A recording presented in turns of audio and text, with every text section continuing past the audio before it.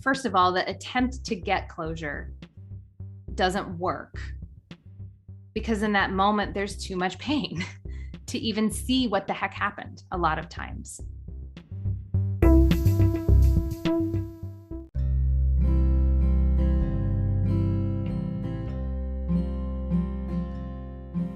Welcome to Making Polyamory Work. Hi, I'm Libby Sinback, and I want to thank you for being with me today. I'm a queer polyamorous mom and a relationship transformation coach, and I'm here to help you if you're feeling stuck, if you're struggling, if you want your relationships to be more nourishing, more functional, more authentic, and full of love. On my show, I go deep into what actually makes polyamorous relationships work, because relationships are at the core of our well-being as humans. I think love is why we're here and how we heal.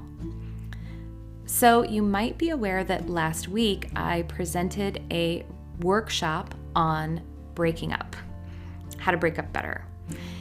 And one thing that happened in the workshop is one of the participants asked a really good question about getting closure at the end of a relationship. And I thought that my answer was something that more people needed to hear. So what I'm doing for today's episode is I've actually taken a snippet of the workshop recording where I answer this question, and I'm offering it to all my listeners of Making Polyamory Work. So I hope you enjoy hearing my thoughts about closure. So let's just dive in.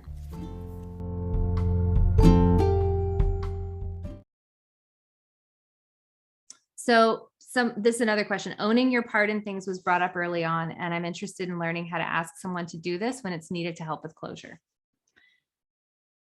Okay. Are you ready for this? This is not the moment to get closure. In the process of a breakup is not the moment you're going to get closure. Closure comes a month later, 6 months later, a year later, 5 years later. And I'm sorry to be the bearer of that, but the truth is, in the moment when things are ending is not the moment to have an accounting of everything that happened. It's the moment to give people a lot of space to make sense of it all. And I think that that's the problem. We think that because breaking up is painful. And again, it's painful whether you are the one who says, oh my gosh, I have to end this, or whether you're the one who's saying, oh my gosh, I'm being left. It's painful for everybody. And a lot of times what we do with the reason why we want closure is because we think if we have closure, that's going to give us relief from the pain. And unfortunately, first of all, the attempt to get closure doesn't work because in that moment, there's too much pain to even see what the heck happened a lot of times. And even if you're clear on your story of what happened, the other person's going to have a different story. And if you're in that moment insisting on trying to get a shared reality when what you're really trying to do is separate, it's just not going to work. And it sucks. I want to be the first to say that I've been in that situation where I don't understand what happened and it just hurts. And I just want to make sense of it so that it stops hurting.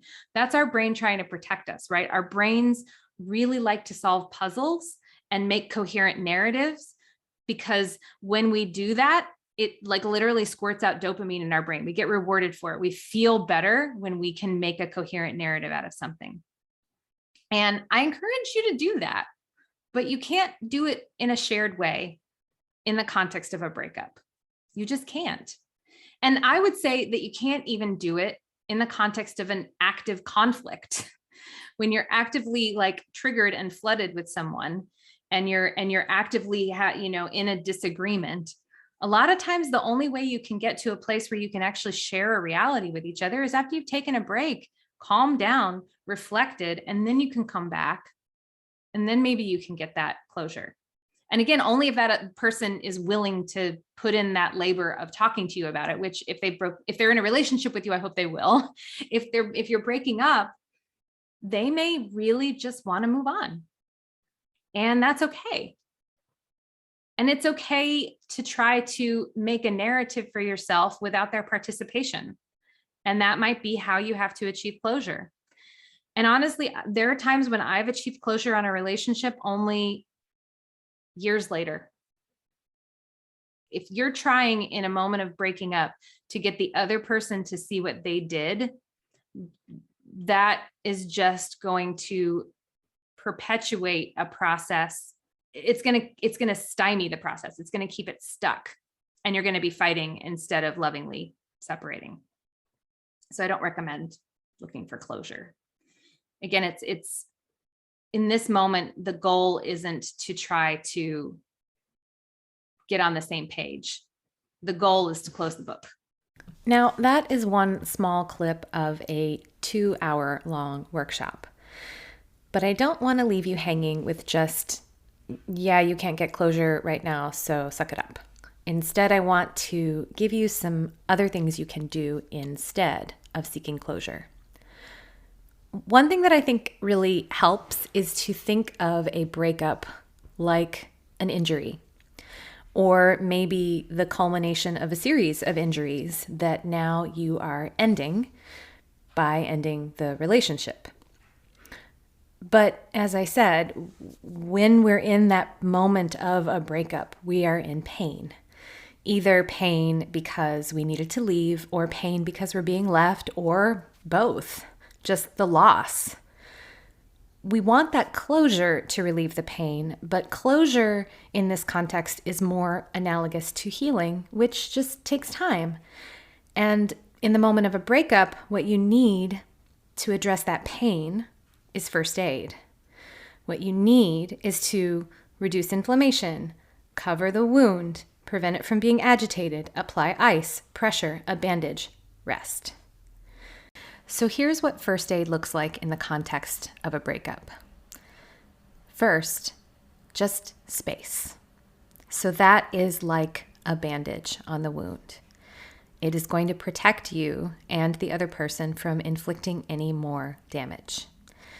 It feels like the opposite thing you want to do, but I promise you, going no contact or minimal contact or setting a lot of very strong protective boundaries is going to help the pain subside and stop any further wounds. The next thing is to actually, and this is the one that kind of sucks, is to tune into your pain rather than trying to alleviate it right away. Now, this is the classic thing of feel your feelings, y'all. Allow whatever is there to be there. You might notice rage or sadness or love or longing or gratitude or peace or relief. There's so many feelings that can get wrapped up in a breakup scenario. And I think we really miss out when we don't allow them to be there. And as we are allowing our feelings and listening to our feelings, that's when the healing can start, because we will start to understand within ourselves what is happening and what we're responding to. And, in the same way that if you are injured and you want to figure out how to best care for the injury, you have to tune into your body and figure out where it actually hurts. Where does the soothing need to be applied? Where is there a significant injury where you might need some medical attention, etc.? So this is that. Now, next piece of first aid is to create any kind of practice that you can to help you move through those feelings. So if the feeling is anger, rage, or a last word that you didn't get in, sometimes a thing that can really help is to write it out or rant to the person when you're driving in the car and there's no one in the car with you, and just get out whatever it is you really needed to say or what you needed that other person to know without actually sending it to them or sharing it with them. That can really help. Just get it out of you, but don't share it. And I would also be mindful to not share it with people that you both know either. Like if you have a trusted friend that you can vent to who you know will be a vault for these thoughts and feelings, that's perfect, but just be mindful of who you share with. Next, accept that you are injured and therefore you may be not as capable. You might not be at your top capacity. You may, in fact, be cognitively impaired by the grief and the pain. So I recommend slowing down your decision making. This is not the time to cut bangs. Probably. Next, find soothing. And again, by listening to the pain, it's going to help you find what kinds of soothing you really need. Because soothing runs the gamut. Soothing could be self-indulgence like comfort food or a warm blanket or binge watching a show. I want to say I really am in favor of these things, but I think it's important to be aware of whether you're using it as self-soothing or whether it is a form of either self-harm or dissociation, because using these kind of things in that way can definitely get in the way of healing. And any of these other things that I'm going to suggest, like, moving your body, getting more sleep, deciding to pick up a new activity or spend time with friends, all of those kinds of things can also be soothing and nourishing. They can also be ways of self-harming or dissociating. So you just got to notice what you're doing. And that is, goes in with the feel your feelings, notice what's going on with you, have a consciousness and a mindfulness about what you're doing and why, and what the effect of it is. And lastly, a thing that's really going to help just overall is just to keep reminding yourself that whatever your story is your story and it matters. And you get to do with it what you want, right? And at the end of the day, thinking about what's going to serve you, how you're going to construct this and how you're going to grow from this or learn from this or move through it, make different decisions next time, all of that. Again, it goes back to what I said on my podcast about disruption. It can give you an opportunity for growth rather than trauma. So that's what I have to offer you about why you can't get closure right when you're breaking up with someone and what to do instead. If you want more than this is like the 10-minute version of my breaking up workshop. I have over 2 hours of workshop material on breaking up well that, if you're interested, is still available. It's available via recording. And you can find it on my website, and it's only $27, so it's, not that expensive. And I welcome you checking it out if you'd like. Otherwise, thanks for being here, y'all, and I'll see you soon.